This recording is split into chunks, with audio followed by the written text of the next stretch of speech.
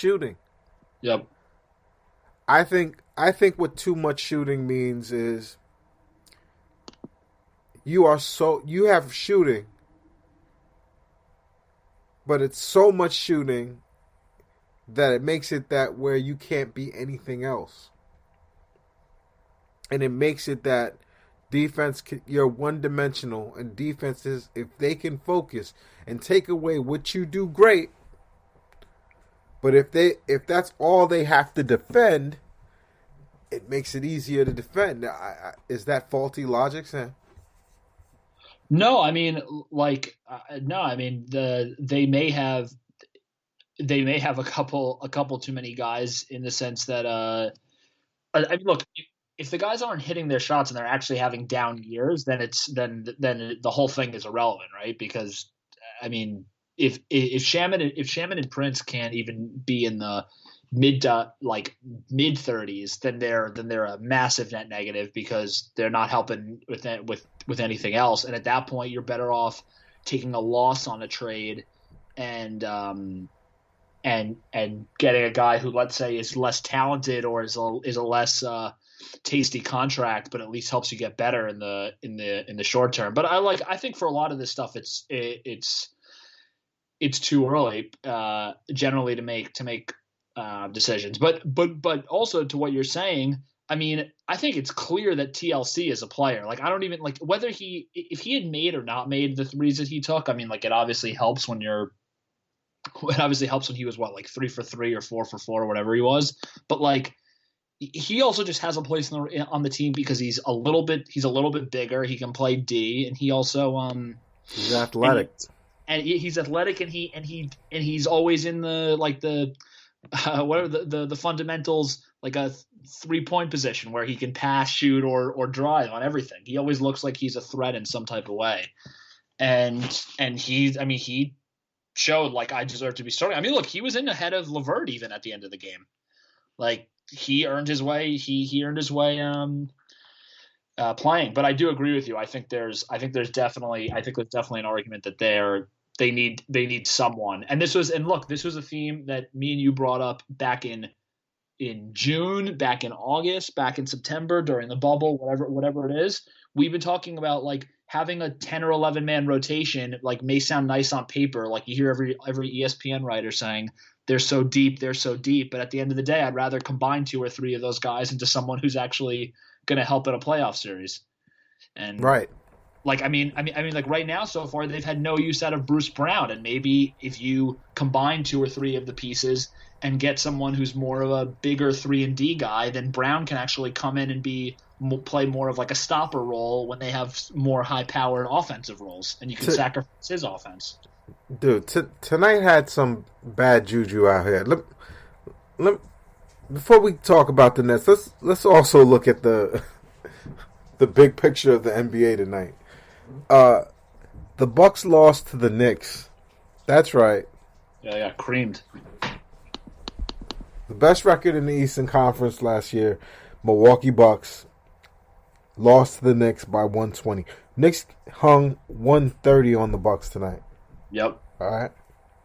The Pacers beat the Celtics 103-101. What the fuck? They look like they've been reeling. The Bulls beat the Warriors.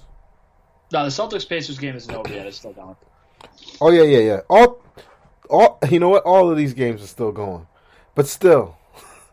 Well, but to your credit, I mean, the Cavs blew out the Sixers, and today was like ground. I mean, today was a weird day. The Knicks blew out the Bucks. It was the Clippers lost by 50 to the Mavericks. It's bad juju today. Something's going wrong. The moon, is it full? It looks like I'm looking out the window right now. The sky looks purple. I don't know. It's 2020. I don't know. I look at what happened this evening, and I think so much of it could be fixed this way. And here's my suggestion: stop playing games. this DeAndre Jordan thing in the starting lineup is foolishness.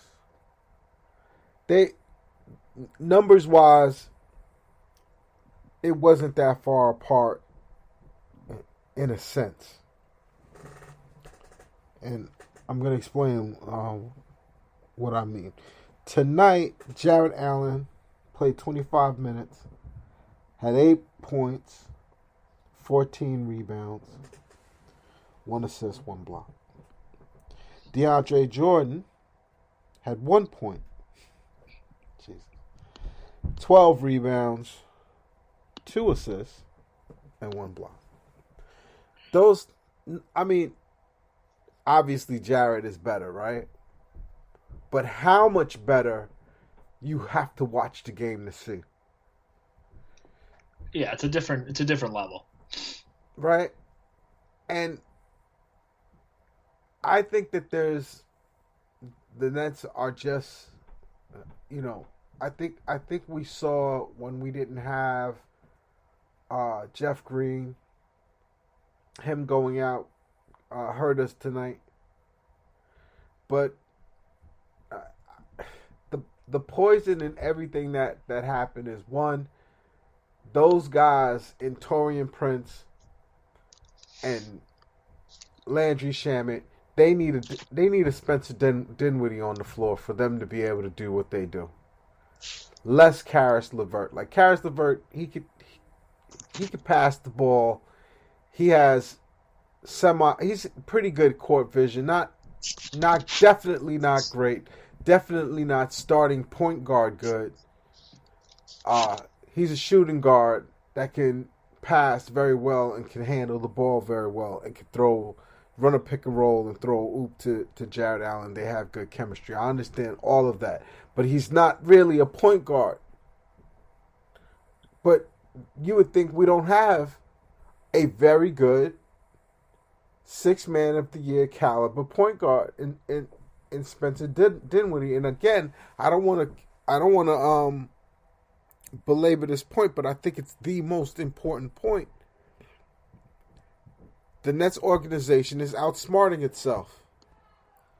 It's doing cute shit. Oh, let's do 2-point guards. Okay, positionless basketball. Let's just throw Karis as the lead ball handler because he could do it. He's our version of Manu Ginobili. This is nonsense. He's our shooting guard. Play him at shooting guard in the starting lineup. Where am I going wrong, Sam? No, I mean I think there's a good argument for that. I mean I think either you switch LeVert and Dinwiddie or I honestly think that you put someone new into the starting lineup that isn't LeVert and have LeVert and Dinwiddie kind of stagger minutes maybe a little bit with the starting unit. And honestly, you could totally convince me. You could think I sound crazy.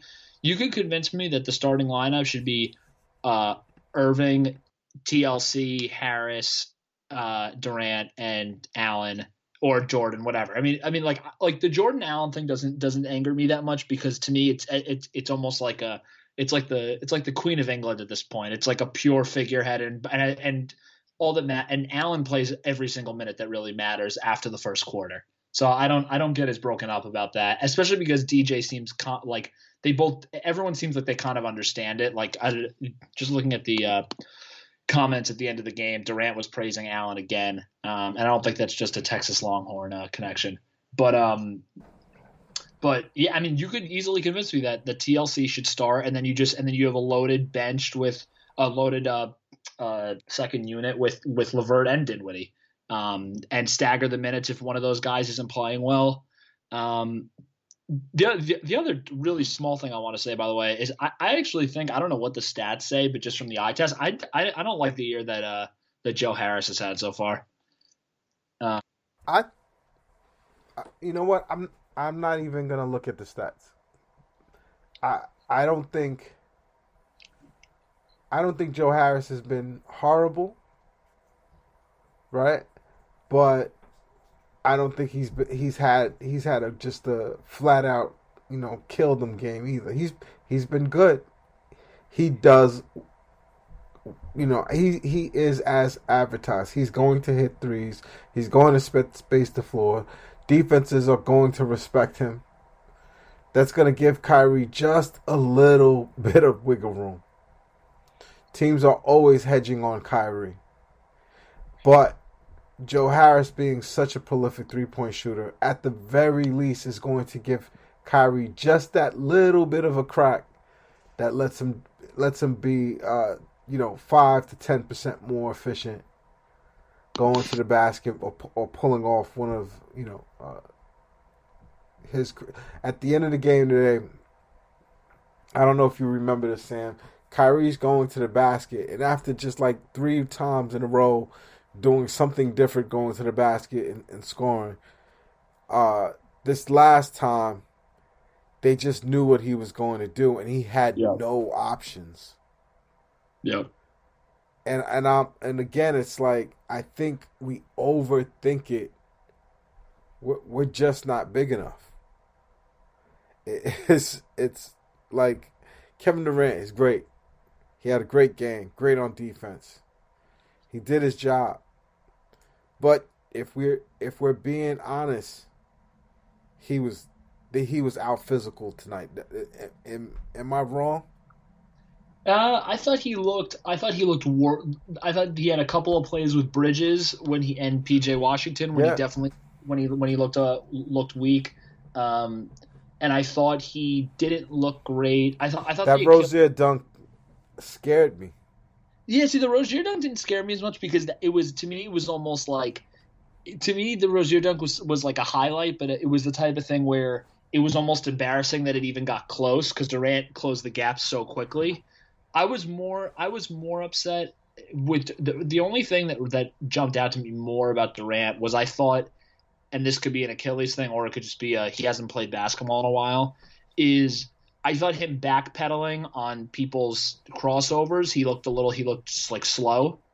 Yeah. And that worries me if he ever has to guard like an actual star and not like these good stats bad team guys like Devontae Graham and Terry Rozier and even Hayward, for example. But I don't know. With all that said, I think it should. Obviously, the tone of this podcast is going to be negative. They just had a really fucking shitty loss that definitely ruined my Sunday night. But with all that said, I think the one positive takeaway you can have, right, is they're 2-1. I think we all thought like after these first 4 games they were going to be 4-0, whatever. But the most important thing is that the 2 guys who every single show and podcast was talking about so far have pretty much been 90 something out of 100 of what we would expect so far. Like, and that's really like the be all end all, because this also could have gone a different way. This could have been like, shit, KD looks really rusty. Shit, like what, like Kyrie's short on threes, his shoulder like still acting up, whatever. And I'm like knocking on wood because obviously that's everyone's worst nightmare. But like the most important thing is that those 2 guys are playing well. And I know this is all a longer ramble for me, but the other thing I just want to say, because I saw Nets Nation was freaking out a little bit on Twitter because this is a shitty loss, but like this is a team that, as much as like, oh, they played in Los Angeles together, whatever, has barely played 130 minutes together in the NBA so far. They have an entirely new coaching staff. They brought back only a couple, if you count KD and Kyrie basically as new additions, because Kyrie played 20 games last year. Like, they basically brought in 5 to 6 to 7 completely new faces who haven't played. Like we all do remember. I brought this up because I saw people were being critical of Nash and his substitutions and stuff. We all do remember that like the Heat were 9-8 to start the year. Like this is something that's going to take time. The thing that I want to stop you right there. Tonight was an anomaly.